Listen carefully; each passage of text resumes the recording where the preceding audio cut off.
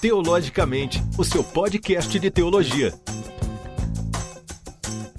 É isso aí, pessoal. Sejam todos bem-vindos. E você está ouvindo o Papo de Bíblia, que é o novo quadro aqui do Teologicamente. E esse quadro, ele funciona como uma parceria, né, entre o Fé e Razão, Visão Cristocêntrica e Confessionais. Bem, eu sou o John e hoje nós iremos estar falando no episódio de hoje sobre receber poder para o evangelismo. E o texto base do episódio de hoje está em Atos capítulo 1, versículo 8. Eu já ia dar boa tarde, boa noite. Pode falar boa tarde, bom dia, boa noite. Boa tarde, bom dia, boa noite. Seja qual o momento que você esteja ouvindo esse podcast. Meu nome é Diego Silva. É um prazer estar aqui falando com vocês. E como Charles Spurgeon disse, todo cristão ou é um missionário ou é um impostor. Então nós vamos falar sobre essa prática do evangelismo hoje aqui. Que o Senhor nos abençoe. Fala pessoal, boa noite a todos. O bom dia, boa tarde, a hora que você vai estar ouvindo, né, o nosso momento aqui de podcast. Obrigado, John, mais uma vez, por poder estar com você aqui no Teologicamente, né, também junto com o Rogério e junto com o Diego também. Né, e que o Senhor nos abençoe e nos conduza, né, nesse bate-papo de hoje. Né, eu sou o Felipe Cruz, né, sou, né, o idealizador do projeto Evangelho Visão Cristocêntrica. É um prazer estar junto com vocês aqui mais uma vez e que o Senhor nos conduza nesse momento, nesse texto tão rico e tão maravilhoso das Escrituras Sagradas. Fala pessoal, é muito bom estar mais uma vez aqui participando do podcast. Para quem não me conhece, meu nome é Rogério Soares, sou idealizador aí do canal, né, do Fé e Razão. Muito obrigado ao John por estar participando mais uma vez, falando de um tema aí que é muito relevante e que muitos erram em alguns aspectos, né, quando se fala de evangelismo e evangelização. Então, muito obrigado e que Deus aí nos abençoe nesse podcast. É isso aí. Sejam todos bem-vindos novamente ao Teologicamente. Eu gostei muito da frase do Diego a respeito de Spurgeon, né? E essa frase de Spurgeon, ela fala muito, bate muito na gente nessa questão, né, de sair do nosso comodismo, né, Diego? Exatamente. É uma frase que mexe exatamente com o cerne do que é ser cristão, né? Ou você é um missionário, ou você é um evangelista, ou você é um impostor, né? O cristão, ele tem que ser, de fato, um evangelista, porque essa é a primeira, essa é a comissão, né, que Jesus nos deu. Esse é o chamado que Jesus nos deu. Então, mexe de fato conosco, né? E isso vem aí, no caso, para orientar a nossa fala, o nosso posicionamento em relação ao assunto que nós vamos tratar aqui. Isso. E Felipe, muita gente pensa, né, que para ser um missionário você tem que ser ordenado, você tem que ir para fora do país. Mas fazer missões, né, levar a palavra de Deus é muito mais além disso. Eu acredito que pensar em ser missionário só nessas questões, nesse detalhe, é muita meninice espiritual, né? Com certeza, até porque, John, quando a gente fala de missionário, né, a gente está entendendo que existe um propósito pelo qual aquele que está em missão, né, em um dever, ele tem alguma coisa que ele precisa levar, né? E a gente entende que assim é o Evangelho, né? O Evangelho, ele é uma ação, né, que tira a pessoa de um estado, leva ela para outro e faz com que essa nova realidade a qual ele vive, essa pessoa que foi retirada de um estado para o outro, faça com que agora ele faça dessa realidade a sua missão. E qual é a realidade que a gente está falando? A transformação do Evangelho. Então, realmente é um ato muito infantil achar que a obra missionária é só aquele que sai, né, do seu estado ali, do seu país ou do seu município para ir para outro lugar, né, diferente da onde ele se encontra. Mas, pelo contrário, o trabalho de um missionário é levar, né, a palavra de Deus, que, na verdade, é a ação que faz com que uma pessoa saia de um estado, né, para um outro, né, ou um estado de trevas para poder ser retirado desse estado e ser levado para um estado de luz. E assim testemunhar, né, essa ação feita na vida dessa pessoa. Então eu acho que todos nós sim somos missionários e devemos ter isso com muita alegria em nossos corações e fazer com que isso aconteça pela graça de Deus em nossas vidas. Isso aí. E Rogério, eu acho que você vai concordar comigo. Eu sei que a gente deve ser missionário também, né, na nossa comunidade, onde nós estamos ali inseridos. Mas a gente não pode ficar apenas ali na nossa comunidade, né, Rogério? Exatamente, cara. E acho que algo que muitos têm deixado de lado, não sei se talvez por conta da internet, mas o que muitas igrejas têm deixado de lado é o evangelismo, acho que até de rua, né? De ir às ruas evangelizar. Eu acho bem interessante isso. Sair às ruas e falar com as pessoas, né? Muitos acham que só pelo advento da internet não precisa mais disso. Nós já temos a internet, então não precisa mais ir até as pessoas, né? Até mesmo uma visita. Mas eu acho que isso é muito importante, estarmos presencialmente falando de Deus para as pessoas, né? Indo até elas. Isso é como começou, né? Assim que os apóstolos começaram, indo em diversos lugares, pregando o evangelho. E acredito que a gente não pode perder essa essência do evangelho, né? Que muitas igrejas, acredito eu, pelo que eu vejo, têm perdido, que é sair para falar de Jesus para outras pessoas. É isso aí. E é sobre isso que a gente vai estar falando aqui no podcast de hoje, no nosso episódio, receber poder para o evangelismo.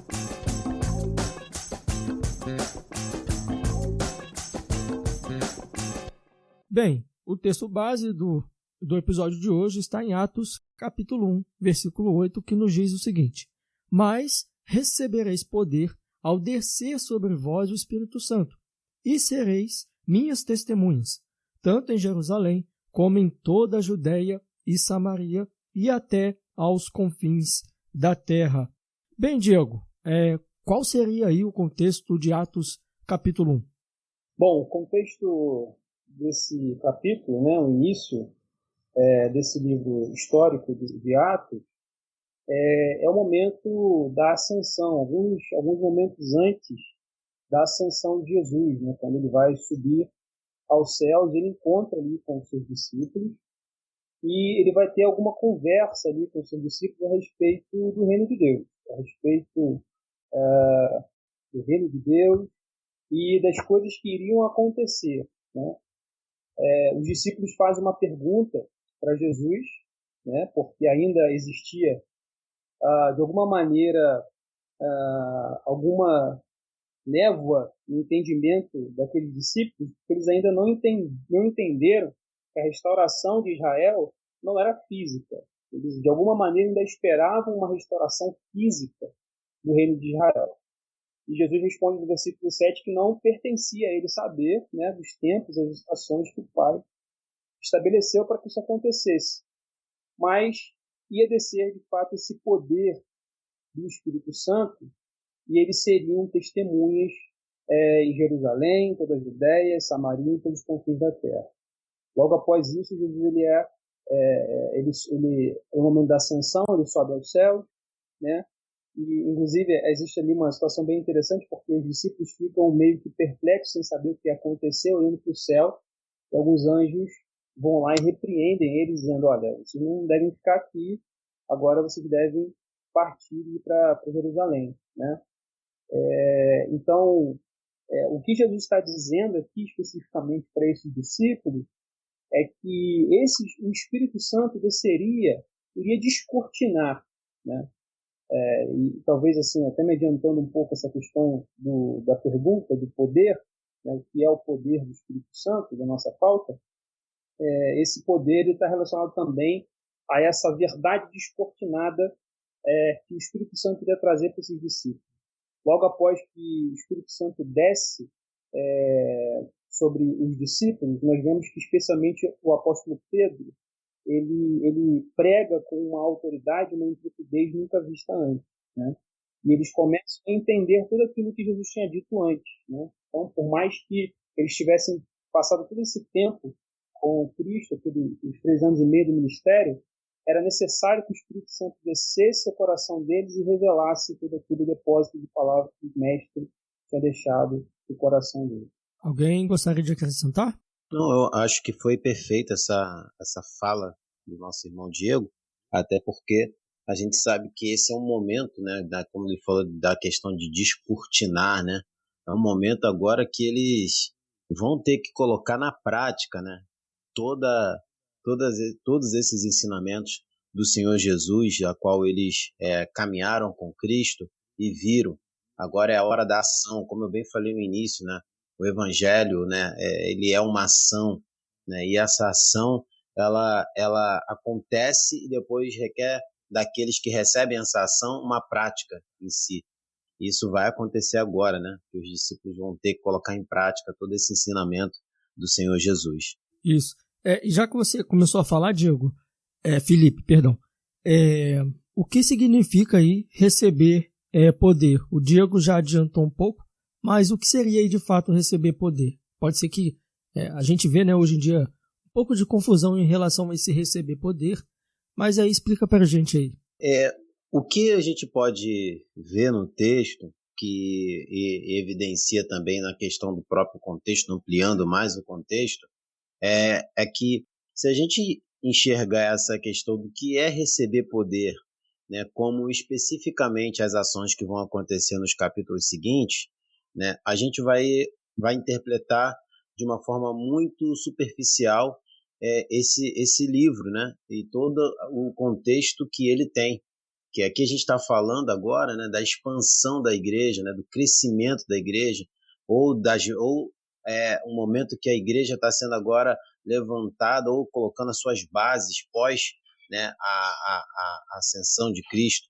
Então esse poder que a gente pode dizer aqui, eu não vou poder, de uma certa forma, né, que eu não estou agora aqui com essa palavra no original, né, no sentido dessa palavra, significa essa palavra poder.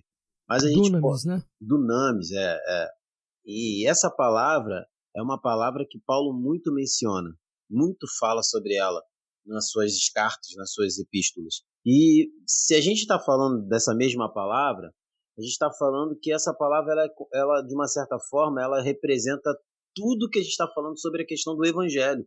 Porque o Evangelho é dunamis, é como se fosse uma dinamite, né, uma bomba, né, que ao descer, ao cair sobre a vida da pessoa, ela vai gerar uma ação interna também, que essa ação interna vai gerar uma ação externa. Então, esse poder é um poder do alto, e que esse poder, quando ele vem sobre a vida daqueles a qual recebe, vai gerar uma outra palavra aí, que, se eu não me engano, é kratos, que é um poder manifesto. E esse poder manifesto vai gerar ações na vida daqueles que recebem esse poder. Então, eu posso, pelo texto bíblico, dizer que o que os discípulos vão estar recebendo aqui, ou o que é essa palavra poder, é capacitação. Porque, na verdade, ao receberem, eles estão recebendo uma capacitação para um propósito, e que é o nosso tema de hoje, que é sobre a questão da evangelização, até porque a gente entende aqui que o contexto é da expansão da mesma mensagem que Jesus, quando estava com eles, estava pregando. Então, é isso que a gente consegue enxergar aqui no texto bíblico, e claro, a nossa discussão só está começando. É isso aí. Bem, e Rogério, o texto fala também, né, como a gente acabou de ver, que os discípulos receberam poder e desceria sobre eles o Espírito Santo. Quem é o Espírito Santo? Eu queria só completar um pouquinho antes essa questão do poder, né, que o João falou, e é verdade. Muitas pessoas entendem isso de forma errada, né, e acham que levam para aquele lado, né, do neopentecostalismo, que é um poder diferente do comum, algo extraordinário, e todas essas coisas que a gente vê, né? E na realidade o que a gente enxerga é que o maior fator desse poder, é lógico, além dos milagres, também creio que estava incluído nesse poder milagres e curas que os discípulos realizariam, o próprio Espírito Santo, porque em Mateus 24, 49, Jesus ele fala que do alto eles seriam revestidos de poder, o Espírito Santo que haveria de vir sobre eles, mas principalmente a palavra de Deus, né? Principalmente o poder para pregar o Evangelho por meio do Espírito Santo. Não é à toa que em Atos 2 ali, assim que eles receberam o Espírito Santo, Logo após isso, Pedro prega e muitas vidas ali são convertidas e salvas, né? Uma correlação, acho legal, que talvez a gente possa fazer, é Romanos 1,16, que fala, porque Paulo fala, né? Porque não me envergonho do evangelho, pois é o poder de Deus para a salvação de todo aquele que crê, primeiro do judeu e também do grego. Então, o poder acho que para só completar um pouquinho, o Felipe já falou aí também muito bem, né? O que seria isso, mas nada exacerbado como muitos colocam, né? Nada fora do comum, como muitos entendem de forma errada hoje em dia. E o Espírito Santo, falando da outra pergunta do John, eu não tenho muito o que falar, basicamente, para mim, falando de forma bem básica, o Espírito Santo é a terceira pessoa da Trindade, né? Aquele de quem Jesus prometeu, falou que não nos deixariam órfãos, né? Mas enviaria ali o Consolador, né? Que tem ali um significado na palavra ali no grego, né? De auxiliador, fortalecedor, encorajador, até advogado de defesa, e é quem nos tem auxiliado, é quem por Cristo não nos deixa órfãos, né? Por meio dele, e ele quem nos conduz agora, depois que Jesus vai assunto aos céus, e nos deixa o Espírito Santo, que é o próprio Deus, agora só que dentro de nós, nos instruindo, nos fortalecendo, nos ajudando diariamente para viver de acordo com a vontade de Deus e glorificar a Ele. Interessante a gente entender que é um Espírito Santo, né? A gente não vai falar aqui de forma, né, teológica em si, mas é interessante a gente entender que é um Espírito Santo, a pessoa do Espírito Santo, de acordo com o que a Bíblia nos fala, né, Rogério? Porque a gente vê que muitas vezes se desdenham do Espírito Santo, né? Por exemplo, um livro muito conhecido, que é o livro do Benihim, né, Bom Dia Espírito Santo, ele trata o Espírito Santo ali como uma coisa qualquer, né?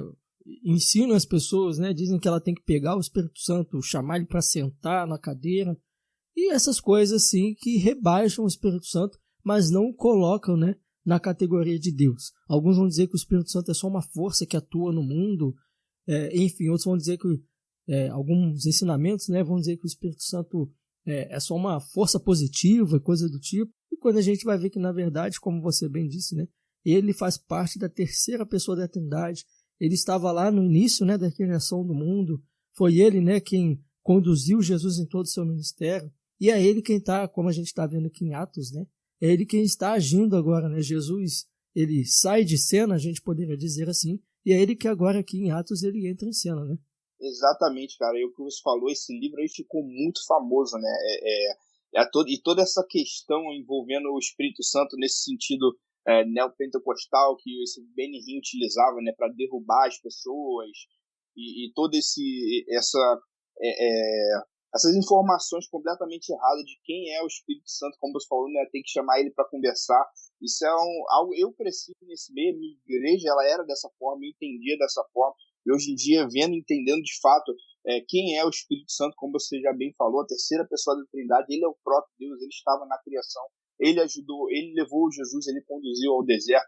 Quando Jesus é batizado, né, quando Deus fala esse é o meu filho amado, e nós vemos ali a Trindade, né, Cristo, o Espírito Santo descendo em forma de pomba, que a Bíblia relata, Deus, então, o próprio Deus é o Espírito Santo, e acredito que essas informações, isso que falam, né, rebaixam de fato o Espírito Santo como se fosse uma pessoa, como você diz, uma força, quando na verdade ele é o próprio Deus, né, e não tem nada disso, é muito diferente disso do que acabam afirmando, né? Ou às vezes o que acontece, o que eu acredito que vocês tenham visto também, é as pessoas colocarem o Espírito Santo como se fosse algo superior a Deus, né? Se fala muito de Espírito Santo o tempo todo, não que tenha problema, mas eu já vi muito essa questão também de que as pessoas acham que o Espírito Santo é algo a mais do que Deus e Cristo, né? Quando na verdade não, os três, como nós conhecemos, né, através da doutrina da Trindade, os três são Deus ali, só que em cada um é sua pessoa, né? A pessoa do Pai, a pessoa do Filho e a pessoa do Espírito Santo. Eu ouvi uma pregação, acho que é uma pregação mesmo, um estudo, eu não me lembro aqui o nome do pregador, do palestrante, mas ele falava isso, cara, que basicamente na Idade Média, o Espírito Santo ele passou a ser algo apenas ortodoxo, né? apenas algo assim a ser estudado. E hoje em dia o Espírito Santo ele é super valorizado, né? Enquanto que na Idade Média ele ficou um pouco esquecido, né? Hoje em dia, no tempo presente, ele é super valorizado de forma, como você disse, né? Que às vezes coloca ele acima de Deus, mas na verdade não é isso, né? Ele faz parte da pessoa da Trindade, não existe, né, uma hierarquia na Trindade, né? Ambos são Deus, fazem parte de uma única unidade, e a gente vê, como João lhe deixa bem claro, né, que o Espírito Santo é aquele que convence o homem do pecado, da incredulidade, é aquele que convence o homem da justiça, né, daquilo que Jesus fez na cruz do Calvário, e ele nos convence do juízo, né, que o príncipe desse mundo já está condenado e já está julgado. E passando agora a bola, eu não sei se alguém vai querer comentar, falar alguma coisa aí a respeito do Espírito Santo, pode ficar à vontade. Eu ia passar direto aqui, perdão. Achei interessante também essa fala do Rogério, e o Franklin Ferreira, um livro que de repente alguns dos irmãos já tenham até lido, Credo Apostólico, né, em que ele fala, e ele trata ali sobre a questão da Trindade também.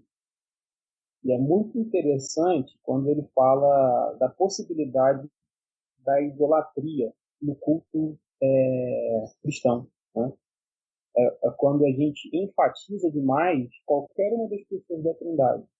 Justamente isso que o Rogério está falando. Então, existem aquelas igrejas que enfatizam, no caso, a soberania do Deus Pai, ou enfatizam a obra salvífica de Jesus Cristo, a cruz e tudo mais, e no contexto brasileiro, mais especificamente, essa questão do Espírito Santo e o perigo, né, de você, tanto no culto quanto também ensinar na prática da vida cristã, a experiência focada apenas numa das pessoas, né? O Deus que nós adoramos, ele é trino.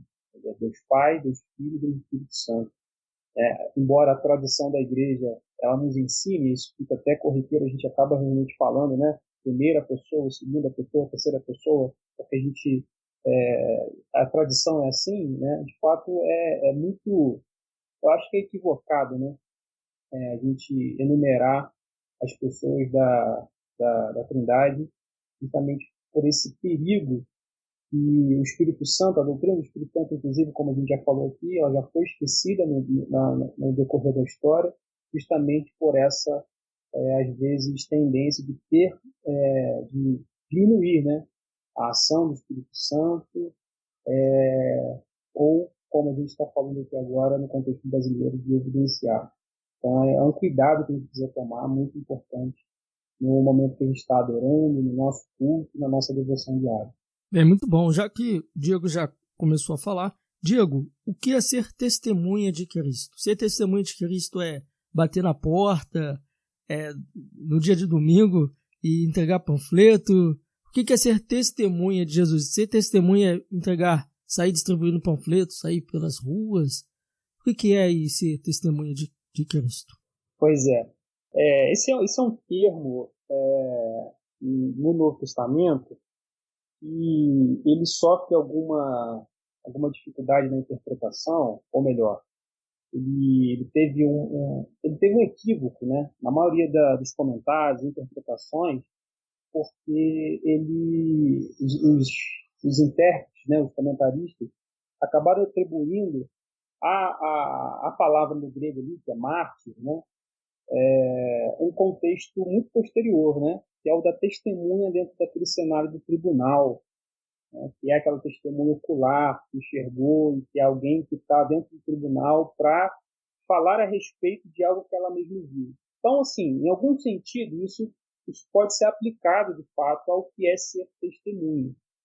Mas, quando essa palavra era utilizada naquele momento ali, no contexto de Lucas e dos destinatários, a palavra mártir, ela tinha de fato aquele contexto do homem que entregava a sua vida por alguém, né? Do martírio mesmo, da morte,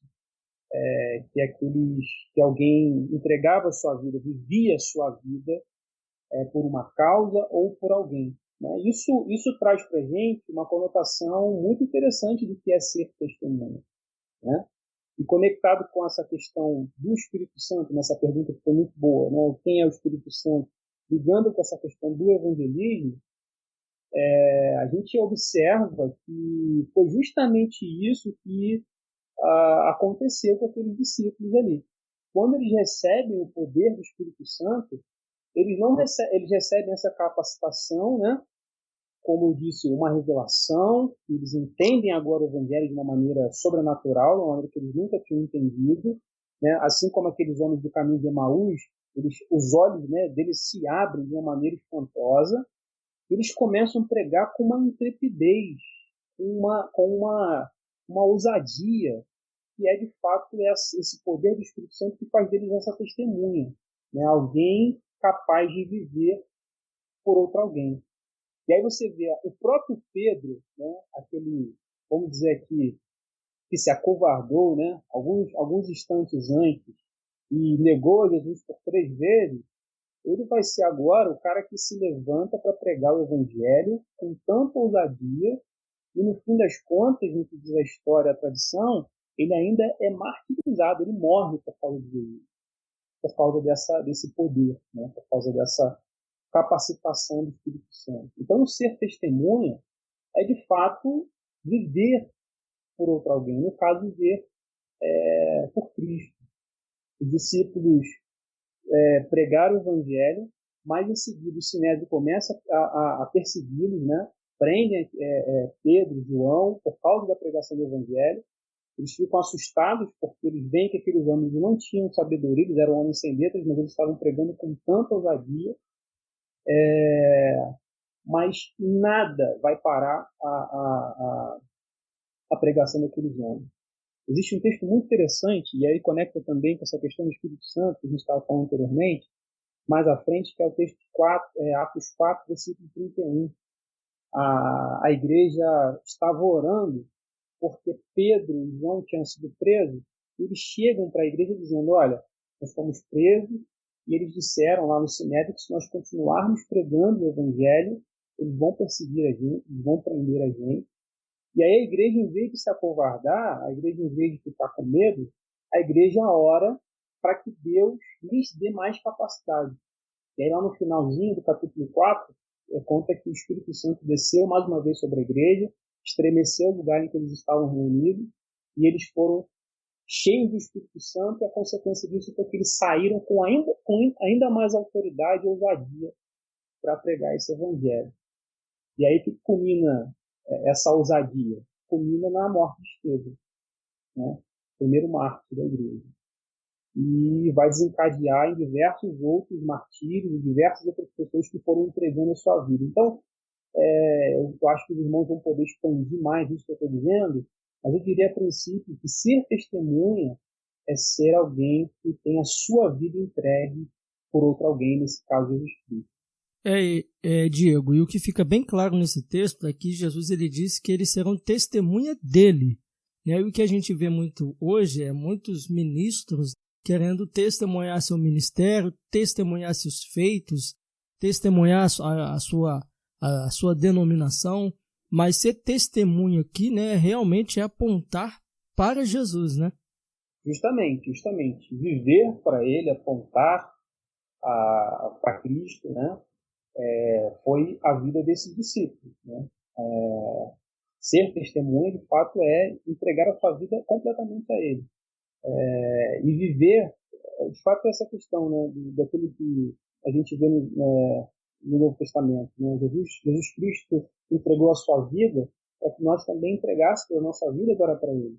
Então não faz agora sentido nós buscarmos, como você disse aí, né, nossa própria honra, nossa própria glória, nosso próprio louvor, a nossa própria autopromoção, porque agora, em Cristo, como testemunhas desse Senhor, a nossa vida inteira deve apontar para ele, né? Deve apontar para a glória dele, para a honra dele, para a promoção do nome dele, não do nosso nome. É isso aí. Felipe, a gente falou que o que é ser testemunha, né? Mas o que é então evangelismo? Evangelismo aí é só entregar panfleto, fazer panfletagem? O que seria aí evangelismo?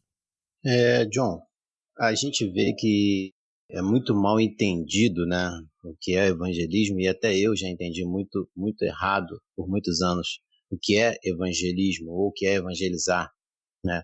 E justamente até por não saber a primeira coisa mais importante antes disso é o que é o evangelho, né? Porque essa palavra evangelismo vem da origem da palavra do evangelho. Então, quando a gente não conhece e não temos entendimento do que é realmente a mensagem central do Evangelho, fica muito difícil de podermos evangelizar de forma certa e correta, segundo as Escrituras.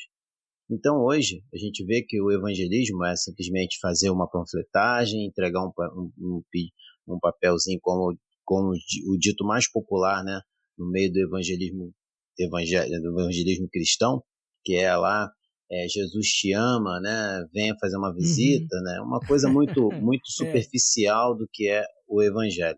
E, na verdade, Jesus te ama é o clássico, né? É o clássico, e isso às vezes para quem faz e para quem evangeliza acha que isso é o suficiente para poder atrair uma vida a Cristo. E na verdade nem é o poder do panfleto, nem é o poder de quem entrega o panfleto, mas sim é o poder do Espírito Santo.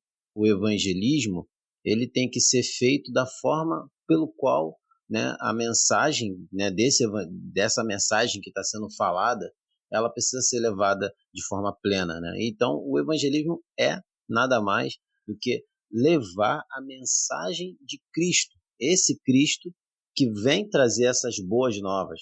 E ao trazer essas boas novas, atrai aqueles a qual ele elegeu, e automaticamente essas pessoas pelo qual são eleitas e atraídas por Cristo vão evangelizar outras. Qual é esse evangelismo? Levar as boas novas. E as boas novas do evangelho não é só Jesus te ama, né? Então essa mensagem ela é muito incompleta, mas na verdade deveria ser dito: Jesus te ama, mas você está em apuros, porque você está no pecado. Esse amor existe, mas você precisa saber que você está em pecado. Mas você, para viver esse amor de forma plena, precisa, né, ter nessa vida um arrependimento, né, mediante a confessar e reconhecer os seus pecados diante desse que é o único que pode salvar. Claro que essa mensagem, às vezes, não vai ser feita de uma forma tão complexa assim, né, às vezes muitas pessoas também tentam fazer isso, né, fazer um sermão de 50, de 1 hora com a pessoa no evangelismo. Isso também é incorreto. Mas eu acho que os evangelismos hoje feitos são de forma errada por não termos o conhecimento verdadeiro do que é o evangelho. Então, assim, o meu evangelismo ele é incompleto, né? Ele acaba sendo muito superficial em relação à mensagem que deve estar contida nesse evangelismo. Então, eu acho que o problema hoje, né, é exatamente esse. Então, o evangelismo é isso, é levar as boas novas, né? As pessoas, perdão, não é uma pessoa, mas todas as pessoas precisam ouvir essas boas novas. E esse ato é o ato de evangelizar, mostrar para ela qual é a realidade que ela se encontra diante de Deus e o que pode, né, alcançar a vida dela, mediante ela reconhecer essa realidade de vida que é o afastamento pleno de Deus, porque essa é a condição de todo homem sem Cristo, está afastado de Deus. E essa mensagem ela tem que ser feita de forma correta para que esse evangelismo seja eficaz também. E Felipe, para a gente tentar aqui expandir um pouquinho mais os horizontes, juntando aí o que a gente falou, que é ser testemunha, né? E o que é o evangelismo, você concorda comigo também que evangelismo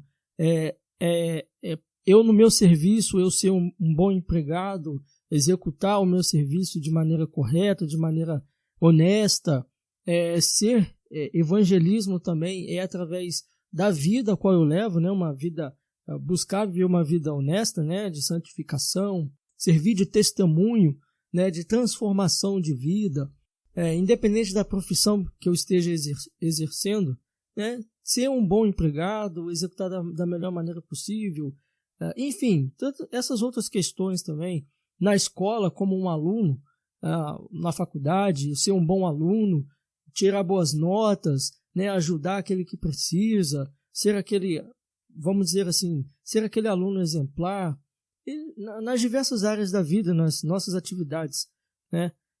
Você concorda comigo que algum ponto talvez não seja legal dizer que isso também seria o evangelismo, esse tal de testemunho pessoal, né? Alguns dizem assim, né? O que você acha? Ô John, você acabou de falar o que Calvino falava, né? Resumida as nossas palavras, né? Em nossos tempos, você resumiu o que Calvino sempre ensinava, em que todo trabalho é digno, né? E sendo feito de forma para a glória de Deus, ele de uma certa forma engrandece a Deus, e isso é um ato de evangelização também. Então, isso que você falou é a pura verdade. Eu concordo plenamente com você. E estendendo um pouco mais em relação a isso, acho que até mesmo 1 Coríntios capítulo, se eu não me engano, 1 Coríntios 10, 31, vai dar esse embasamento que, na verdade, quando Paulo traz essa realidade para a igreja de Corinto, em relação à questão da vida para a glória de Deus, né, e que todas as coisas que o crente, o cristão faz, deve engrandecer a Deus, e até mesmo na própria abnegação de atos em prol de outros, isso é um evangelismo, que você ali está levando essa mensagem que está dentro de você e que ela vai irradiando por meio da sua vida. Então, eu vejo sim que todas as nossas áreas da nossa vida devemos refletir, né, esse poder, que é o poder do Espírito Santo que está na vida daquele qual o Senhor chamou, e esse poder fala das boas novas, da mensagem que Cristo nos alcançou, que hoje ela em nossas vidas, por meio da nossa simples vida no dia a dia, também vai alcançar outras vidas, às vezes sem sequer abrir os lábios para falar sobre essa mensagem. Às vezes a sua vida já é a própria mensagem. E diferentemente do testemunho, das formas de questão que a gente vem falando, que acontece muito no meio neopentecostal, que eu acho que é isso que você também queria diferenciar, que muitas das vezes o testemunho, ele é um testemunho que leva as pessoas a ser glorificadas, e não Cristo sendo glorificado por meio desse testemunho. E eu digo que todo testemunho, se ele não for para a glória de Deus, ele já é perigoso, porque ele já está levando você para o centro do trono, aonde esse trono só deve estar Cristo. Então eu já tenho muito cuidado, tenho muita, um pé atrás, vamos dizer assim, com aquele momento, com aquela questão de deixa eu contar um testemunho. E que naturalmente, às vezes, a gente, de forma até involuntária, já acaba tentando entrar naquele trono e sentar ali junto com Deus naquele trono na hora de contar um testemunho, e que, então, acho que é melhor que o testemunho mais contado seja das obras, né, da manifestação, das ações do nosso Cristo, do nosso Senhor, né? E os meus, eu conto ali, sabe, no momento que eu estou com alguém, com um amigo mais íntimo, que vai entender, e às vezes essa questão em público pode ser muito mal interpretada, e é o que é dado ênfase nesse meio, e isso, às vezes, é colocado como pauta número 1 da evangelização, e que não é, né? Contar testemunhos, né? Tirar do púlpito, centro do púlpito, a mensagem do evangelho para poder contar testemunho de uma hora e dizer ao final que isso glorifica a Deus. Então, eu acho que realmente é a falta do entendimento do que significa o testemunho, né? E o que significa evangelismo. E acho que isso que a gente está falando aqui é um assunto muito pertinente e que a gente deve sempre estar levantando essa bandeira desses assuntos para mostrar, né, que às vezes assuntos que são sutilmente uma verdade, mas na verdade é totalmente mentira, porque sai do centro da vontade de Deus para colocar pitadas do homem. E essa questão que a gente acabou de falar gera muito isso no nosso dia a dia, né? Hoje a gente vê nas próprias redes sociais os vídeos que têm mais views, muitas das vezes são esses que falam, na maioria das vezes, do testemunho pessoal das pessoas, que no final ele diz Jesus que fez tudo isso. Lá no final, do último segundo da mensagem, ele fala isso. Então a gente tem que tomar muito cuidado. Deixa eu atravessar aqui rapidinho, desculpa aí. Pode, com a vontade. O Rogério. Só para eu poder também comentar isso que o Felipe falou, que é muito interessante, cara. Eu já ouvi isso muitas vezes, né? De pastores, inclusive às vezes até em algumas situações em que eu estive em algum lugar em que algum evangelista missionário estava falando, e que a pessoa pergunta assim: olha, mas eu não sei evangelizar, como eu evangelizo? E o pastor, o evangelista, já ouviu algumas vezes dizendo exatamente isso que o Felipe disse: Não, começa a contar aquilo que Jesus fez na tua vida, né? Conta o teu testemunho, conta o que Jesus fez por você, né? E isso parece assim uma coisa muito boa, mas isso não é evangelização, isso não é evangelho, né? Porque sim, né? Como o Felipe falou, isso pode acrescentar em uma outra conversa posterior, até mesmo com essa pessoa ou o testemunho da fé de alguém, mas o que salva o crente, o que salva os homens é o poder do Evangelho, é a morte e a ressurreição de Jesus Cristo, né? É a boa nova. E outra coisa que o Felipe falou também que é muito interessante, é essa questão da apresentação das boas novas que não vem com as más notícias, né? Até não faz nem sentido você apresentar as boas novas, ou seja, Jesus te ama, ou Jesus vai te salvar, se você não mostrar para ele porque ser salvo do quê, né? Vamos salvar do quê, né? Então é muito importante nós mostrarmos as más notícias, ou seja, você é um pecador condenado, sem a graça de Deus, seu destino é o inferno, né? E existem, né, a gente vai até falar isso mais para frente, formas de você falar disso, dessa questão do pecado, mas é importantíssima. A primeira abordagem que nós vamos ver da pregação do Evangelho do Reino, nos Evangelhos, é com João Batista e Jesus dizendo: arrependei-vos, né? Arrependei-vos, pois é chegado o reino dos céus. Logo, só depois é apresentado, então, a boa notícia. Por que eu estou falando essas duas coisas? Porque quando a tendência é das pessoas falarem do seu testemunho pessoal, olha, eu quero contar aqui que quando eu conheci Jesus Cristo, a minha família estava destruída, meu marido ele estava fora de casa, e Jesus ele restaurou a minha família e tudo mais. Bom, isso vai acontecer com todas as pessoas? Todas as pessoas que virem a Cristo, elas vão ter, se o marido está fora de casa, ele vai voltar, ou se a pessoa estava com problema financeiro, né? Aquela questão também da teologia da prosperidade dentro do evangelismo, né? As suas contas vão se resolver, né? Ou seja, o testemunho pessoal não pode ser uma porta de entrada para o evangelismo. É como o Felipe bem falou, as mais notícias primeiro, depois as boas novas. Só assim que o evangelismo faz sentido. Tem uma frase que diz o seguinte, ela diz mais ou menos assim: quando não tiver palavras, né, prega em atos. Mas aí será, Rogério, que as estratégias, técnicas, né, para evangelização, será que elas estão erradas? Será que elas são válidas? Ou até que ponto, né, elas podem e devem ser utilizadas? Assim, eu acho que depende daquilo que vai ser feito, né? Se não ferir a palavra de Deus, por exemplo, como é muito utilizado, eu acho bem legal, né? Teatros, apresentações, às vezes nas ruas, que o pessoal utiliza, né? E é, às vezes até bem legal de se ver, de se fazer.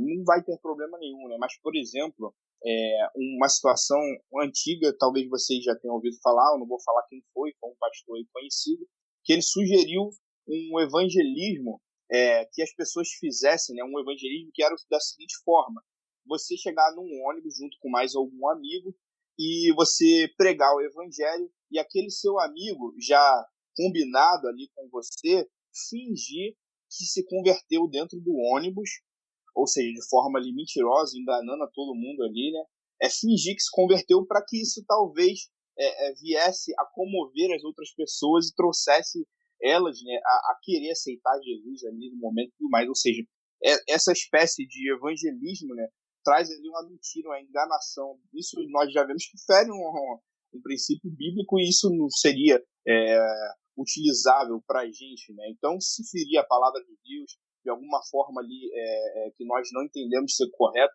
é lógico que não pode ser utilizado, né?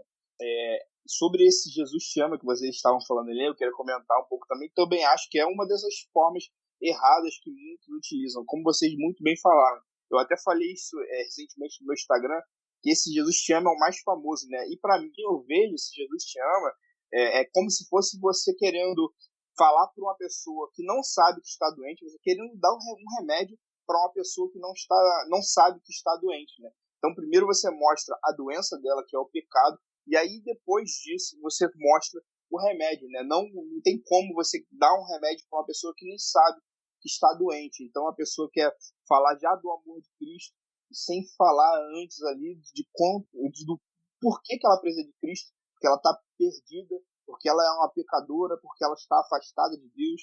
Então, isso é algo muito errado também, que se comete, né, em meio aos evangelismos aí, esse somente Jesus te ama, mostrando somente uma parte pequena ali do evangelho. Não, então eu acredito que uma forma boa de evangelizar fora essas outras coisas que eu falei, que eu acho que vocês podem falar melhor o que vocês acham disso, acho que é bem legal também, teatro, se pode ser utilizado ou não. Para mim, a melhor forma que eu acredito aí, mais básica, é simplesmente pregar o evangelho. Eu acho que é uma boa forma de evangelizar, sem, às vezes, muita coisa ali, querer inventar, muita invenção, às vezes talvez perca ali a essência, como muitos tentam fazer esses evangelismos mirabolantes, né? Como eu falei, esse aí que utiliza de uma mentira, ou alguma coisa que utiliza-se muito para talvez atrair jovens, e a gente vê ali que utilizam ali coisas do mundo para talvez atrair os jovens, e várias outras coisas que a gente vê, né? Mas dentre tudo isso, como eu falei, acredito que o bom e velho evangelismo é de simplesmente pregar a palavra de Deus, falar de Cristo. Uma boa forma, acredito que seria resumir o evangelho. Como o Felipe falou, né? Muitos querem ali ficar 50 minutos, 1 hora falando com a pessoa, mas não precisa disso. Acho que você chegar em alguém e mostrar os pontos principais da melhor forma que você pode, de forma resumida, não só mostrando o amor de Deus, como a gente falou, né? Através desse Jesus te ama, que é importante, mas é só uma pequena parte do evangelho, mas falando de todo o evangelho, né? Desde talvez ali a criação, como o pecado entrou no mundo, como isso nos afetou, até chegar à morte de Cristo, a vida de Cristo, a morte de Cristo e a ressurreição.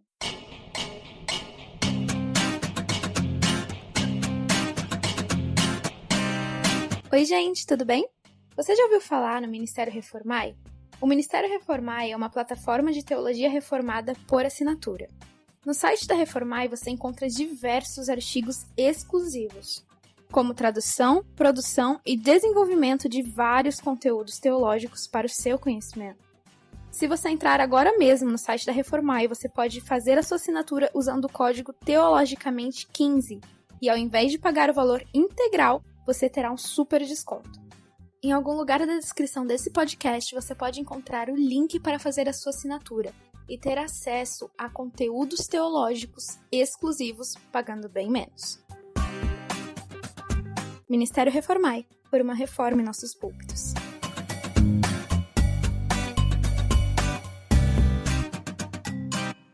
O que você acha assim de pessoas que usam, por exemplo, né, usam o esporte, né, o futebol, usam também ali o corte de cabelo, doação de alimentos, usam essas estratégias assim?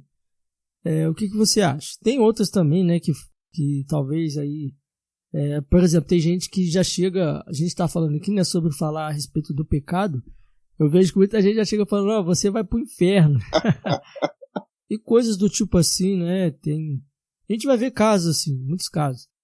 E o que você acha, assim, de pessoas que usam essas estratégias? Assim, como eu falei, eu acho que às vezes o pessoal gosta de inventar muito, né? Quando na verdade nós, como vocês falaram, né, a gente vê ali João Batista, Cristo falando arrependei-vos e crede no Evangelho. Eu acho que às vezes essas coisas eu não acho interessante, eu não faria isso.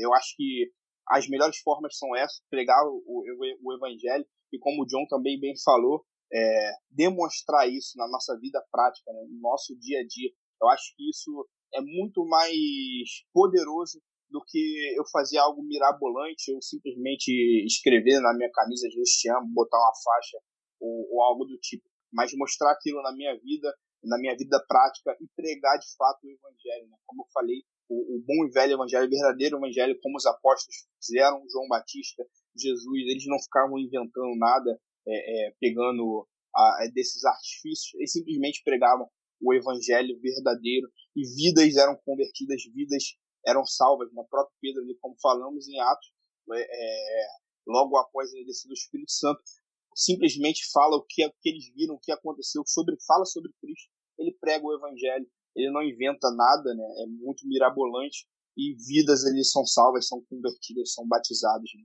Eu acho que isso é o suficiente.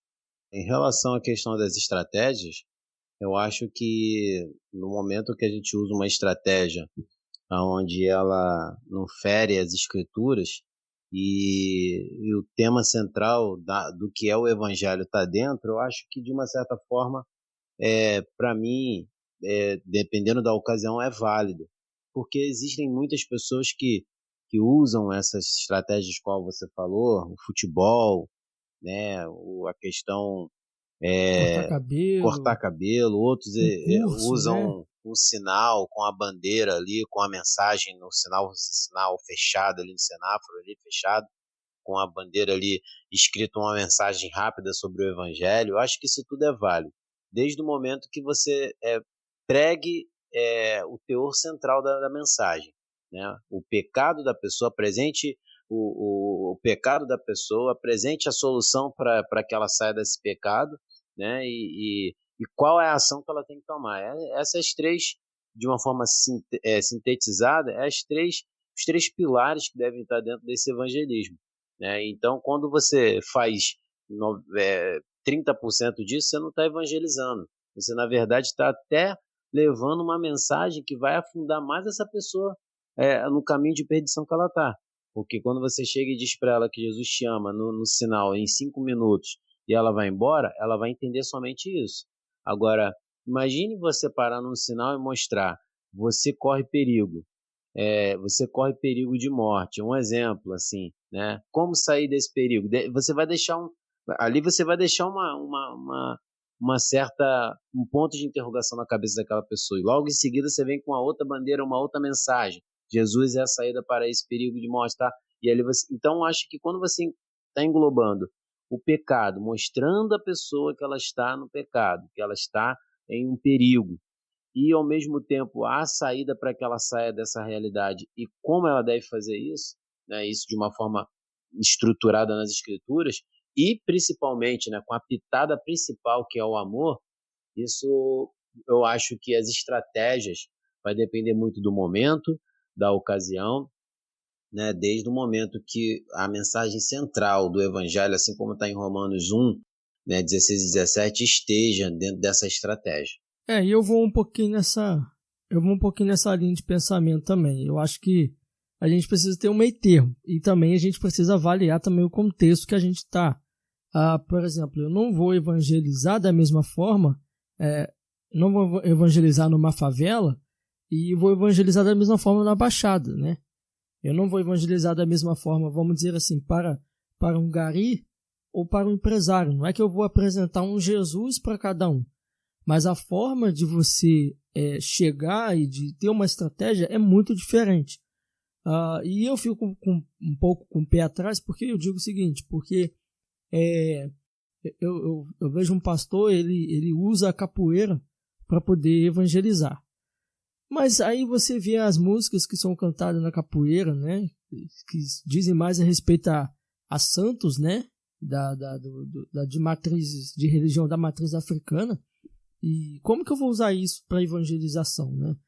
Enfim, ele usa a capoeira para evangelizar. Então, quanto a isso, eu já ficaria um pouco com o pé atrás, talvez com esse esporte ou com outros semelhantes que talvez evidenciem muito mais assim violência, né? Tem alguns que usam, eu já vi pastores que fazem, né, dentro da comunidade ali, da igreja, colocam ringue, coloca tatame, luta e faz lutas ali, né, com o objetivo de evangelizar. Então, coisas assim, às vezes eu ficaria um pouco distante, né? Ficaria um pouco com o pé atrás. Mas, né, por exemplo, a questão do corte de cabelo, doação de alimentos, estratégias assim, até mesmo as redes sociais também são estratégias também. Mas eu ficaria um pouco com o pé atrás com algumas coisas. Você quer falar alguma coisa, Rogério? Eu queria só deixar claro, que não sei se talvez pareceu que eu sou contra, mas como eu falei no início, se não ferindo a palavra de Deus e algo do tipo, como o Felipe bem falou, algo bem feito, e como o João falou, bem pensado no momento certo, não tem problema nenhum. O meu medo é, como eu falei, como o John falou, né? Eu também fico meio receoso quando há algumas coisas muito mirabolantes, né? Ou utilizadas de forma completamente errada. Um exemplo, a minha antiga igreja, né? Que também não tem por que citar aqui, ela já colocou no meio do culto uma apresentação de funk gospel.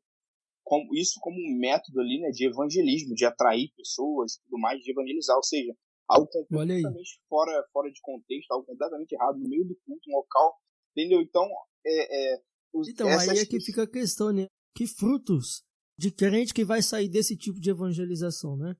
Exatamente. Então, contra isso que eu falei, né, que o bom e velho evangelho seria muito mais eficaz do que, às vezes, muitas estratégias aí que o pessoal utiliza de forma mirabolante, de forma errada. Agora, uma apresentação, igual o Felipe falou, no sinal, mostrando as placas, falando ali do evangelho de uma forma completa, ali não só um Jesus te ama, lógico que seria muito bem-vindo, né? Então, falo contra essas estratégias aí muito mirabolantes, usadas de forma que vão ferir a palavra de Deus, como aquele evangelismo que eu falei no ônibus, utilizando de mentiras, né?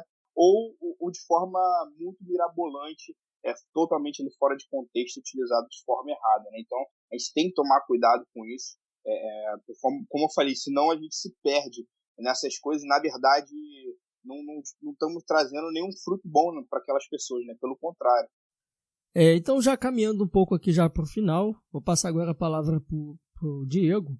Diego, nos tira dessa berlinda aí. É verdade que os calvinistas não gostam de evangelizar? Cara. Os calvinistas pegam essa peste aí, né, meu amigo? Eles não gostam de evangelizar, eles são muito dos evangelismos, né? Mas antes de tirar a peste da gente, cara, eu acho que é importante a gente fazer uma autocrítica assim, nesse sentido, né? É lógico que é uma falácia dizer que os calvinistas não gostam de evangelizar ou que não evangelizam, mas, sendo bem sincero aqui, e os irmãos podem até discordar de mim, mas, de fato, o zelo evangelístico dos reformados, ele deixa muito a desejar, né? A gente vê esse monte de coisas erradas que a gente acabou de falando aí, nessa parte da questão estratégica do evangelismo, em que os nossos irmãos, às vezes, pentecostais, neopentecostais, igrejas mais carismáticas acabam cometendo e tudo mais. Mas, inclusive, eu estava ouvindo o reverendo Ageu Magalhães falando sobre esse mesmo tema numa live da UMP aqui de Petrópolis. Ele dizia que, às vezes, tem uma frase do Martin Lloyd Jones que diz assim: eu prefiro a minha forma errada de evangelizar do que a sua forma certa de não evangelizar. Entende? Ou seja, não é bem um pragmatismo, não é justificar aqui o erro, né, pelos resultados. Mas a gente, às vezes, por ser tão criterioso, eu digo aqui no contexto mais amplo dos reformados, ser tão criterioso nessa questão do evangelismo, de como deve ser feito, das técnicas, da apresentação, né, acaba que a nossa prática, ela, de fato, ela precisa ser bem mais efetivada. Eu acho que é por isso que é importantíssimo, né? Eu vou resumir isso aí que você está falando mais ou menos. Enquanto um assembleano está abrindo 5 igrejas, o reformado está abrindo uma só. Isso aí. Pois é. Né? Bom, voltando aqui, não é pragmatismo, né? Não vamos, porque o problema, eu não dei minha opinião sobre a questão das estratégias, eu concordo com tudo que vocês falaram. O único problema que eu tenho é com essa tendência do pragmatismo. Eu já tive em contextos em que as pessoas diziam assim: Diego, o que importa é que as pessoas estão sendo salvas. O que importa é que nesse culto aqui 80 e poucas pessoas se converteram a Jesus. Bom, não ficou ninguém, mas levantaram a mão lá. Então, assim, não é bem os fins justificam os meios. Mas, sim, eu acredito que no contexto dos calvinistas reformados, a gente precisa de ter um vigor mais, um vigor melhor no que diz respeito ao evangelismo. Mas é uma falácia dizer que calvinistas não evangelizam, né? Como eu dizia aqui antes, é importantíssimo que a gente fale sobre o evangelismo justamente por essa questão do reacendimento da chama evangelística que os calvinistas sempre tiveram na história. A igreja presbiteriana aqui, nós somos todos presbiterianos, não é isso? Somos todos presbiterianos. Sim. Isso aí. Então, a igreja presbiteriana começa no Brasil por um vigor do missionário, de Simon, né? Antes mesmo de Simonton vir, vieram os huguenotes aqui, enviados por Calvino, né? Como evangelistas, como missionários, para pregar o evangelho aqui. E se a gente estudar um pouquinho a história de Calvino em Genebra, o vigor evangelístico e missionário de Calvino é impressionante, né? Todo o vigor evangelístico de Calvino, na missão de Calvino, para a pregação do evangelho, para a pregação e conversão de pessoas que estavam à volta de Calvino. A primeira oportunidade que Calvino teve de enviar alguém para fora de Genebra, para enviar o evangelho nos confins da terra, ele fez, ele enviou os huguenotes aqui para ele, né? E diversos outros grandes nomes da história da igreja, que foram grandes pregadores, grandes ganhadores de alma, eram calvinistas, né? Eram calvinistas.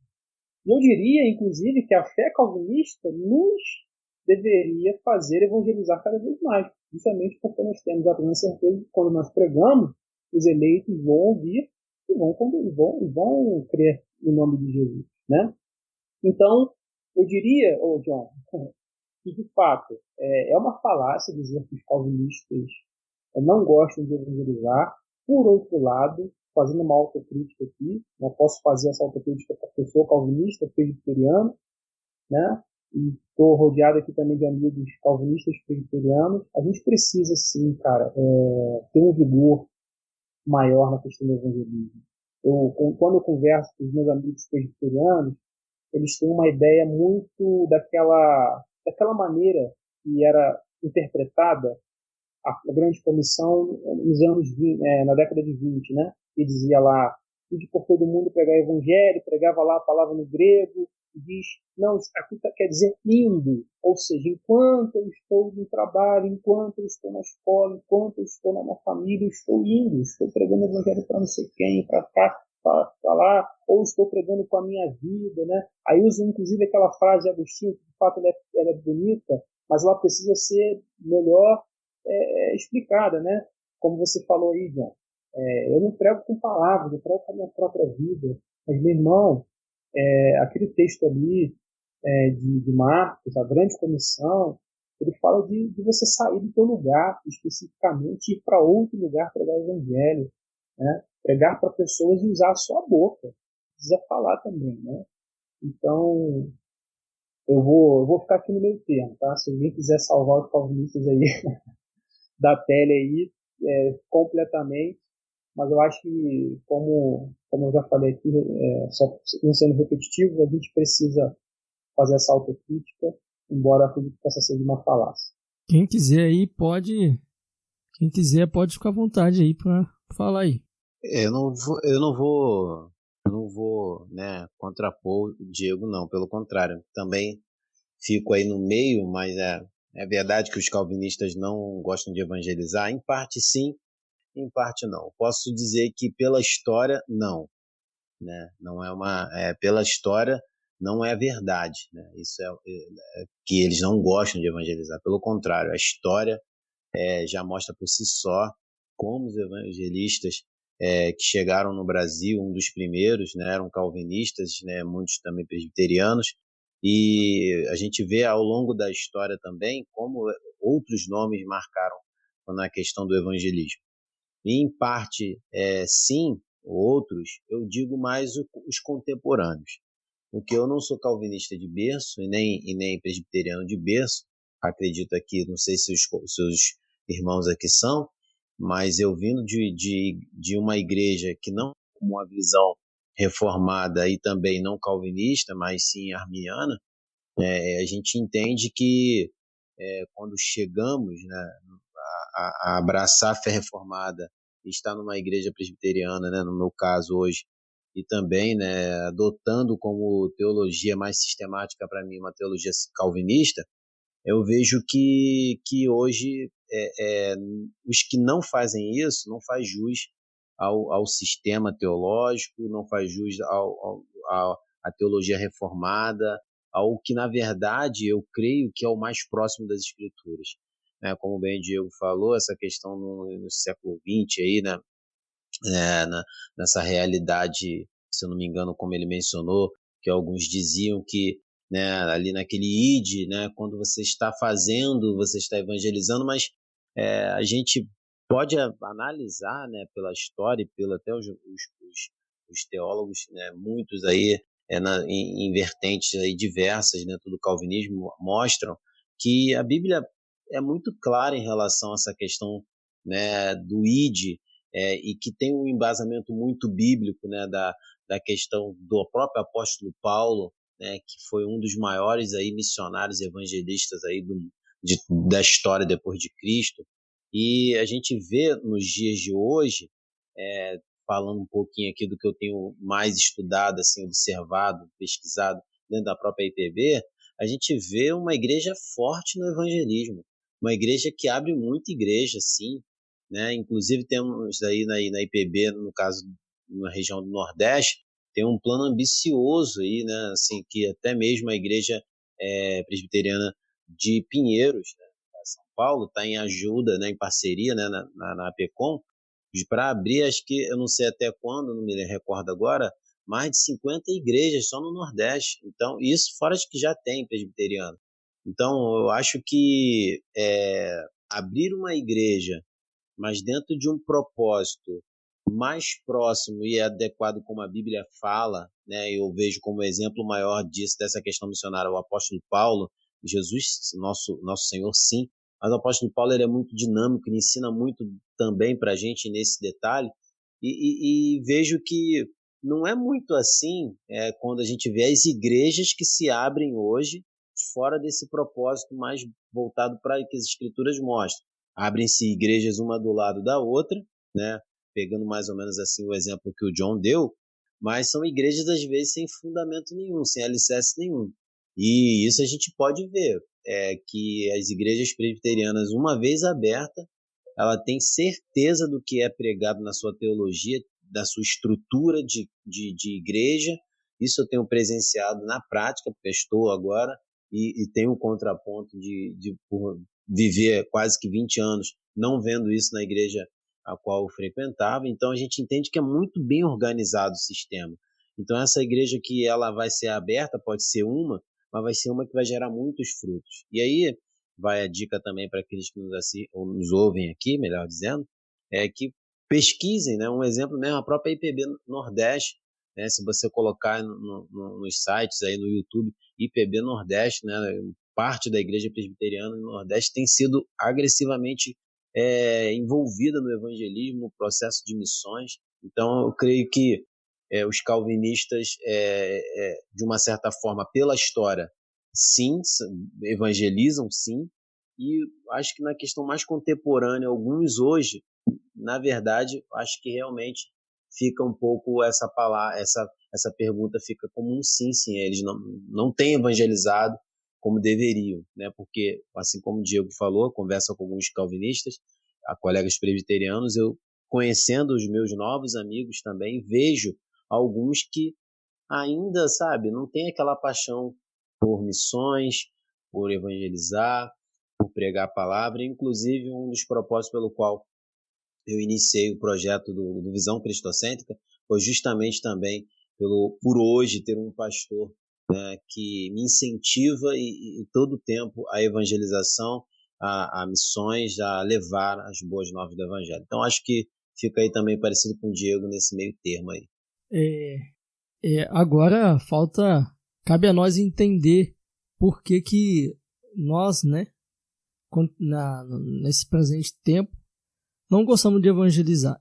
Talvez eu jogaria aqui uma centelha, longe de querer resolver o problema, né? Mas talvez, será que não é por conta, como a gente falou, que dessas outras denominações que trazem um evangelismo às vezes não bíblico e às vezes com com medo de se assemelhar ou com medo de parecer semelhante, tem se distanciado, tem esfriado. Por exemplo, às vezes a gente não fala sobre dízimo porque a gente tem medo de parecer como essas igrejas neopentecostais que falam sobre dízimo, a todo instante está batendo em cima a respeito do dízimo, né? E às vezes a gente, na nossa própria comunidade, às vezes a gente se cala um pouco, não ensina o que é o dízimo, não fala o que é o dízimo, com medo talvez de ser rotulado como uma igreja neopentecostal, por exemplo, né? Talvez, será que o problema seria isso também no evangelismo? Será que a gente fica com medo de ser rotulado, né? Como essas igrejas emergentes, essas igrejas mais contemporâneas, essas igrejas, como a gente acabou de falar, que às vezes fazem coisas que não estão de acordo com a palavra de Deus? Será que talvez seria o medo de ser rotulado dessa forma? Eu acho, John, que isso vai ser por falta do conhecimento pleno do Evangelho. Eu digo isso porque é de vida, prática mesmo, do que esse poder que a gente está falando tanto aqui fez na minha vida e faz, acredito, na vida de cada um dos irmãos. Muda a nossa mentalidade, a nossa cosmovisão a respeito de enxergar as Escrituras. Então, é impossível um púlpito, né, uma igreja de um púlpito forte, bíblico, não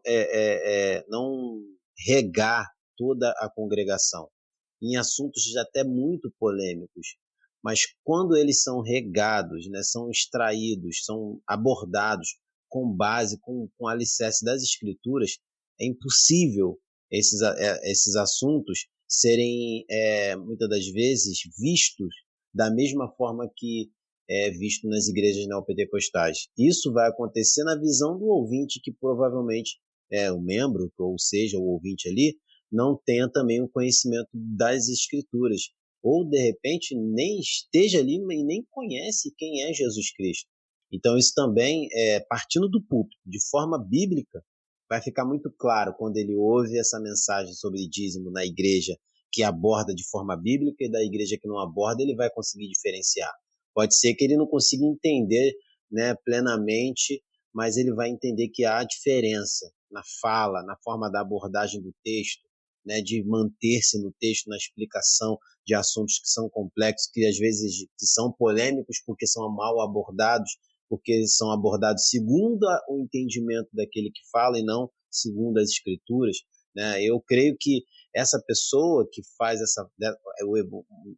dessa forma, ele leva aquela pessoa que está ouvindo a se apaixonar, a ter um encontro real com o texto bíblico, e que vai levá-lo a uma dimensão de enxergar as Escrituras como ele nunca enxergou, porque é o texto bíblico que está sendo apresentado na íntegra, a confrontar aquela pessoa em qualquer assunto, e principalmente, só para finalizar minha fala, na questão do evangelismo também, que muitas das vezes se levado essa questão na igreja como se uma pessoa estando na igreja já estamos evangelizando, e independente do que está sendo falado dali de cima. Então, acho que todo culto ele é para a glória de Deus, e em todo momento de mensagens dentro de um culto, ele vai ser de uma forma também evangelística. E eu digo sempre, né, que mesmo sendo cristão, nós, ao ouvir uma mensagem evangelística, ela sempre bate no nosso coração como se estivesse sendo ali um renovo. Nunca vai ser pregado mensagem evangelística, isso não é para mim, já sou crente. Pelo contrário, ela sempre faz um efeito de revermos, né, as bases, as estruturas da mensagem cristocêntrica que vai ali alcançar o coração daquelas pessoas que estão ouvindo a mensagem da palavra de Deus. João, eu achei interessante essa tua pergunta, tua provocação, né? E eu não poderia te dizer se é exatamente esse um dos motivos pelos quais alguns calvinistas, né? Deixa eu melhorar aqui a minha fala, inclusive, anterior, né? O Felipe lembrou muito bem, a Igreja Presbiteriana tem a sua frente de missão, tanto internacional como nacionais, né? Então, eu quero dizer aqui alguns calvinistas. E talvez isso aconteça pelo movimento calvinista brasileiro que se deu muito na internet, né? A gente encontrou, e eu acho que aqui, eu não tenho dúvida de que pelo menos o Rogério e o Felipe também, assim como eu, são fruto desse movimento da internet que trouxe aí diversos jovens de igrejas pentecostais e neopentecostais para a igreja presbiteriana. Então, em um certo sentido, isso foi muito bom, lógico, isso foi muito bom, mas também teve os problemas disso, né? Algumas pessoas entenderam apenas o calvinismo no intelecto, e não, eu diria que com o coração, né? E se esse é um motivo, como você está falando, né, o medo de se parecer com igrejas emergentes ou igrejas que não são bíblicas, né, isso é muito sério, né? O que eu diria também é que seria um dos problemas, e que também, na minha opinião, é muito sério, e parte dessa compreensão equivocada do calvinismo, ou às vezes aquela pessoa que compreendeu apenas os 5 pontos de calvinismo, às vezes de maneira muito rasa, e que entende sim lá no fundo, porque a gente sabe que a teologia molda a nossa forma de agir, né? No fundo, ela pensa assim, poxa, mas realmente, cara, se Deus, ela já elegeu todo mundo, cara, o fato de eu sair de casa para evangelizar ou não vai fazer tanta diferença. A gente precisa lidar com essa verdade, né? Existem ainda assim pessoas que entendem o calvinismo de forma completamente errada e que isso molda a vida, a maneira deles agirem, né? E talvez isso se dê muito por conta dessa questão de uma vida cristã muito pautada no intelecto, né? Muito pautada nessa questão apenas do estudo, né? É quase uma salvação por gnose, né? Vocês lembram lá do gnosticismo, né? Os gnosticistas acreditavam que a salvação acontecia por causa do conhecimento. Quanto mais se conhecesse, né? Então a salvação acontecia dessa forma. E parece que, infelizmente, por causa desse movimento, por causa dessa avalanche calvinista que aconteceu no Brasil através da internet, eu brinco muito que o tio Nico, né? E o Hernandes fizeram aí uma arruaça, né? No bom sentido, através das suas pregações, de suas boas exposições, né? Trazendo diversos jovens aí para a igreja presbiteriana, mas há aqueles jovens, aquelas pessoas que apenas ficaram na bordinha, né? Daquilo que é o calvinismo, como a gente falou aqui, não conhecem nem a história, né? De como os missionários vieram para o Brasil, de como existe essa veia, esse fervor evangelístico dentro do coração calvinista, né? Dentro da teologia calvinista. Então, talvez por não conhecer essas bases e por ser muito raso ainda no que diz respeito à teologia calvinista e à própria Bíblia, né? No que diz respeito à Bíblia, isso possa acontecer sim. Tanto o medo no que diz respeito a se parecer com as outras igrejas pode acontecer, quanto também o entendimento equivocado de que se Deus já salvou todo mundo, então não precisa evangelizar. Ou melhor, se Deus já tem os seus eleitos, né, então não precisa evangelizar. Eu digo, sobre isso que tu falou, é interessante que um amigo meu, recentemente, amigo pentecostal, né, me questionou exatamente sobre isso. Acho que por conta disso que se levanta muito essa questão, né, de falar que os calvinistas não gostam de evangelizar, porque se pressupõe pela doutrina da eleição, da predestinação, que se alguém já é salvo, Deus já o elegeu, já o predestinou, não tem por que nós pregarmos, né? Mas concordo com tudo aí que vocês estão falando aí, e pelo contrário, né? Como nós vemos aí, os grandes missionários aí, muitos eles eram calvinistas. O próprio João Ferreira de Almeida, que é até a tradução mais utilizada pelos pentecostais, né? Era um calvinista, e foi nada mais, nada menos que o primeiro homem que traduziu a Bíblia para o português, e a tradução que se muito utiliza até hoje, né? Mas acredito que muito fruto desse entendimento errado, que pelo contrário, né? O fato de sabermos que Deus elege e predestina, tem os seus eleitos, é o que nos motiva e que deve nos motivar ainda mais para pregar o evangelho. Até porque se eu não tivesse a certeza que Deus predestinou, que Deus elegeu, e dependesse da minha força de vontade ou da pessoa de aceitar aquilo, se dependesse do ser humano de ser salvo, né, como alguns acreditam, isso me desmotivaria, porque agora, sabendo que é Deus que predestina, é Deus que elege, é Ele que faz, isso nos traz uma motivação muito maior, porque se é ele que faz, aí nós podemos confiar, porque não está em mãos humanas, né? Mas na mão de alguém que é poderoso e eficiente para fazer essa obra da evangelização. Muito bem, muito bem. Por que, na sua opinião, Felipe, você acha que eu acho que isso já ficou um pouco bem claro aqui, mas fale aí pra gente por que nós devemos evangelizar. John, devemos evangelizar porque é o meio pelo qual o Senhor Jesus nos mandou fazer e levar a sua palavra, né? Levar a mensagem das boas novas. E evangelizar, como a gente já falou bem aqui, né? Diversas formas. Então, por que devemos? Porque esse é um meio, né, bíblico e que o Senhor nos mandou fazer. E além de ser bíblico, porque o Senhor fala conosco como devemos fazer isso, né? A gente também vê a história dizendo isso, né? Como foi feito. Quando a gente vê a história dos grandes pregadores, dos grandes missionários, a gente, na verdade, deve se firmar mais ainda que toda essa ação da evangelização é bíblico, foi uma ordem do Senhor, e a gente vê a história confirmando isso. Então esse é o motivo que deve nos motivar e entender mais do que tudo que devemos evangelizar, porque essa mensagem que a gente está levando na evangelização foi a mensagem que nos alcançou, né? E sabemos que é a própria mensagem que saiu da boca de Cristo, que está ali nas Escrituras, mostrando que Ele fez para nos mostrar como que deve ser feito.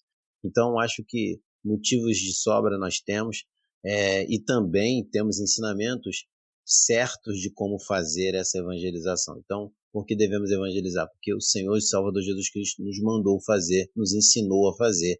E se nós somos testemunhas de Cristo, é isso que devemos fazer.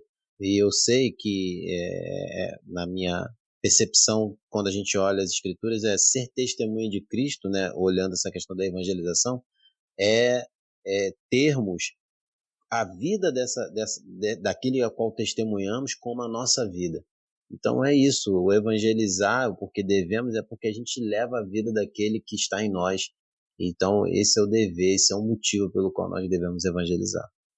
Paulo fala, né, Felipe, que temos, né, esse tesouro em vaso de barro para demonstrar que esse poder que a tudo excede provém de Deus e não de nós mesmos, né? Devemos evangelizar. Somos vasos, né? Somos simples vasos na mão do Senhor, demonstrando, né? Mostrando que nós temos esse poder, né?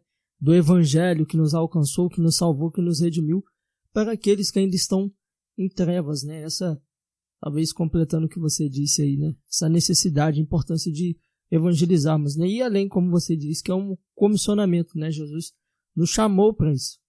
Apesar de muitos querem dizer, não, foi só para os discípulos naquele período. Não, esse é um comissionamento para todos. Nós não somos discípulos de termos visto Cristo presencialmente, né? Mas somos discípulos de Cristo agora porque nós o temos em nossos corações, né? Então, por isso, nós devemos evangelizar e levar essa mensagem das boas novas, né? Verdade. Isso que você está falando, isso complementa a nossa fala, e eu acho que isso tem que estar sempre vivo nos nossos corações, e quando esse desejo, né, tenta se apagar, né, fazendo com que a gente venha a perder o gosto, perder o prazer, a motivação pela evangelização, devemos nos firmar, né, nessa maravilhosa mensagem de Atos, né, onde só vai nos mostrar, né, a realidade de como ficou também os discípulos pós a ascensão do Senhor.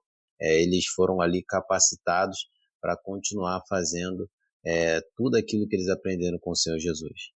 Eu queria só acrescentar algo assim, uma visão que eu tenho, que eu acho bem legal a gente ter aí a respeito do evangelismo, né? Felipe aí já falou muito bem, mas eu também acho e vejo que o evangelismo é um ato de amor, né? Como Cristo falou dos 2 maiores mandamentos, que é amor a Deus e amor ao próximo. Amor a Deus ali porque há uma obediência a Deus, a lei de Deus, aquilo que Cristo nos mandou fazer, como o Felipe bem falou, e amor ao próximo, porque nós temos que nos colocar também no lugar do nosso próximo, né? Eu vejo uma visão assim, que eu acho bem legal de ter, a respeito do evangelismo e do porquê devemos evangelizar dentro da pergunta, é que eu imagino o evangelismo da seguinte forma, e as pessoas que estão perdidas, né? É como se um caminhão tivesse para atropelar uma pessoa. Imagina essa cena, o que você faria?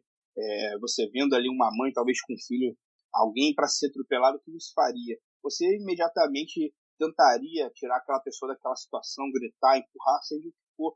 Da mesma forma, no evangelismo, a gente deve ter essa visão de que são pessoas indo para o inferno, pessoas que estão prestes a morrer, só que de forma eterna.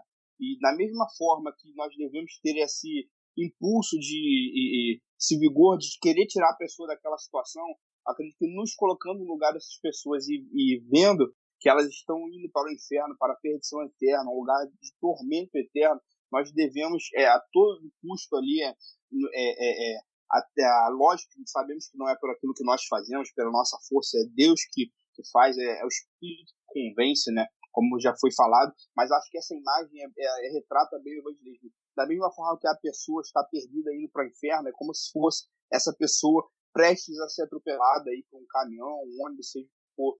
Alguém que está prestes a sofrer, que a qualquer momento pode sofrer a perdição eterna. Sabemos aí que podemos morrer a qualquer momento. Todos os dias escutamos notícias de pessoas que morrem por diversas causas. Agora, então, na pandemia na qual estamos passando, pessoas morrem a todo momento, todos os dias.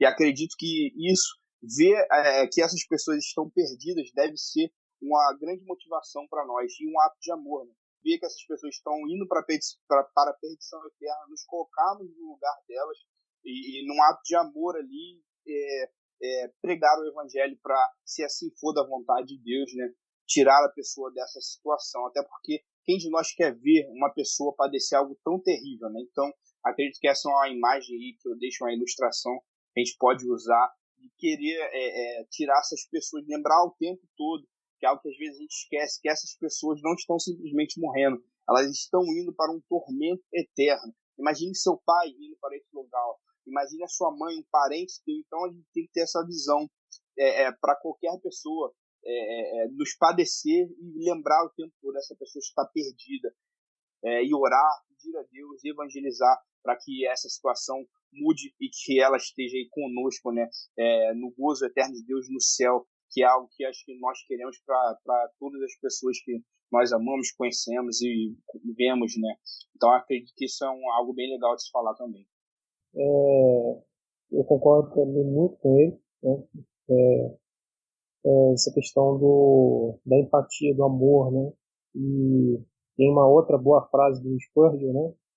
Comecei com a frase do Spurgeon, vou terminar com uma outra frase do Spurgeon, que ele diz que o evangelismo é um mendigo dizendo a outro mendigo o lugar onde tem pão, né? É um mendigo que encontrou pão e está dizendo para outro mendigo aonde existe pão, né?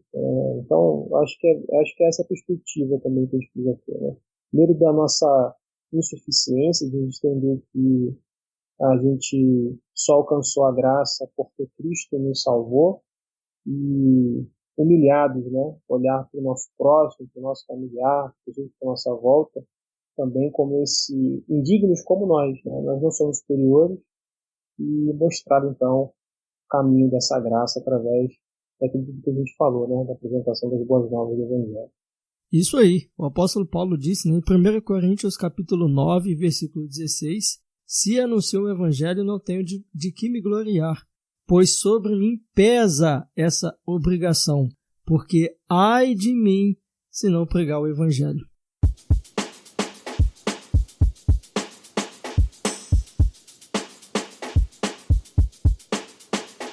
Muito bem, pessoal, estamos chegando ao fim de mais um Teologicamente e eu quero pedir para vocês acessarem as nossas redes sociais, que é Teologicamente Oficial, tanto no Instagram quanto no Facebook. E também nós estamos com o site, que é teologicamenteoficial.com. Lá no nosso site você vai encontrar os nossos podcasts, né? Talvez, eu não sei qual é a plataforma que você está nos ouvindo, mas no nosso site vai estar tudo lá. Lá tem o podcast, lá tem artigos, lá também tem devocionais. Tá tudo lá no site do Teologicamente, tá bom? se inscreva nas nossas redes sociais, ative a notificação, compartilha com todo mundo aí esse conteúdo e, né, deixa aí a sua participação de tudo aquilo que nós falamos aqui. Né? Se tem algo que você concorda ou não concorda, deixa aí a sua participação, que é muito importante para a gente, tá bom? Para o engajamento desse projeto. Bem, agora eu gostaria de ouvir aí as considerações finais de cada um dos convidados. Amém. Eu queria primeiramente agradecer ao John aí mais uma vez pela participação, pelo convite. É muito bom para mim, um privilégio estar aqui no podcast falando de Cristo, nessa conversa maravilhosa aí com todos os meus irmãos, Diego, Felipe, e que nós venhamos aí colocar essas coisas em prática, né? Como o Diego falou, e acredito também que isso acontece muito dentro do meio reformado, a falta desse fervor evangelístico, e acredito que é muito bom, isso até nos edifica quando nós estamos ali mais ativos com as coisas de Deus, com a obra de Deus, com a evangelização, e que nós viemos botar essas coisas em prática, né, e buscar viver isso, viver o evangelismo mais ardente, com mais fervor, como falamos aí também, como muitos aí missionários, né, dentro do meio reformado conhecemos, que tinha, como Calvino, que foi citado também, que nós viemos colocar isso em prática, viemos perder aí talvez a vergonha, seja o que for, e falar de Cristo para todos aqueles que conseguimos falar com a graça de Deus. Nem antes de terminar de falar, eu queria deixar minhas redes sociais, pedir que vocês sigam lá, Fé e Razão no Instagram, canal Fé e Razão no YouTube. Nós temos feito lá, como eu falei, alguns vídeos, imagens, rios, postamos lá todo dia, quando possível, né? Abrimos de vez em quando algumas caixinhas de perguntas, conversamos, então tem sido bem legal. Também, como o Felipe falou, esse projeto aí de criação das redes sociais foi no intuito de querer evangelizar também, só que na internet. E eu peço aí que vocês acompanhem lá e agradeço aí mais uma vez. E como eu falei, que nós viemos agora colocar isso em prática, né? Como o Tiago fala, que nós viemos ser praticantes da palavra, não apenas ouvintes. Então, valeu, pessoal. Um abraço a todos aí. Fiquem com Deus. Primeiramente, né, agradecer também por poder estar mais uma vez aqui com vocês, né, no Teologicamente, aqui com o meu irmão Rogério também, parceiro aí na caminhada, Diego também, e o canal Confessionais, sempre um prazer. E deixar assim como uma consideração final, né, uma mensagem final desse nosso tema de Atos 1, né, o versículo de número 8, receber, né, o tema que a gente foi dado aí, né, receber poder para o evangelismo. Duas coisas importantes, né? Se você que está nos ouvindo, que é um discípulo de Cristo, entenda, né, se esse desejo, se esse prazer ainda não aguçou no seu coração, ou você nunca teve, ou você perdeu, peça ao Senhor que revista, que te capacite com esse poder, que é o poder do Espírito Santo, para novamente esse vigor voltar, e assim você fazer com que a mensagem do Evangelho, as boas novas, seja propagada por meio da sua vida. E caso de repente você está aqui nos ouvindo e não é um discípulo de Cristo, entenda, né, por meio da mensagem desse Evangelho que aqui a gente falou, você pode receber esse poder na sua vida, esse poder que vai transformar a sua mente de dentro para fora, e você, ao ser transformado, poderá também testemunhar dessa graça que muda a vida do homem, assim como mudou as nossas vidas, pode mudar a sua vida também, você que aqui nesse momento está nos ouvindo. Então, muito obrigado mais uma vez, John. As nossas redes sociais aí do Evangelho Visão Cristocêntrica é Evangelho Visão CC, né, no Facebook ou no Instagram, a mesma coisa, e no YouTube, canal Visão Cristocêntrica. Você que está nos ouvindo aí, estamos aí amanhã, né, ou mais breve possível, lançando uma nova série de vídeos sobre em cima de Salmo 75. Vamos estar falando sobre Deus, o reto juiz. Então você siga lá nossas redes sociais, não só no Facebook, mas no Instagram, e também lá no nosso canal Visão Cristocêntrica. Forte abraço e até a próxima, nosso momento de bate-papo aqui. Um forte abraço aos nossos amados irmãos e muito obrigado. Então eu quero agradecer ao John, muito obrigado pelo convite, pela oportunidade de conversar aí com o Rogério, com o Felipe, com você, sobre esse tema, especialmente sobre esse tema tão importante, né? Que edifica tanto a nossa vida e também pode servir de edificação aí para aqueles irmãos que vão estar ouvindo. É um tema muito pertinente, pontual, os dias que nós estamos vivendo, né? Quero agradecer também ao Rogério, ao Felipe, ter sido também amigos aí na caminhada ministerial e também auxiliadores nessa questão da evangelização também, né? Não deixa de ser um dos propósitos do nosso objetivo nas redes sociais, né? Levar o evangelho a toda criatura. E queria deixar também a você que nos ouve uma mensagem também de ânimo, né? E dizer que Deus responde às nossas orações, né? Uma vez que Jesus ele estava falando com seus discípulos a respeito da demanda da seara, ele dizia: a seara é muito grande, mas faltam trabalhadores. O que Jesus manda os discípulos fazer é justamente orar. Então orem para que mais trabalhadores venham para fazer a colheita. Talvez você seja um dos trabalhadores que está desanimado, como o Felipe falou. Eu quero te incentivar a orar. Peça a Deus.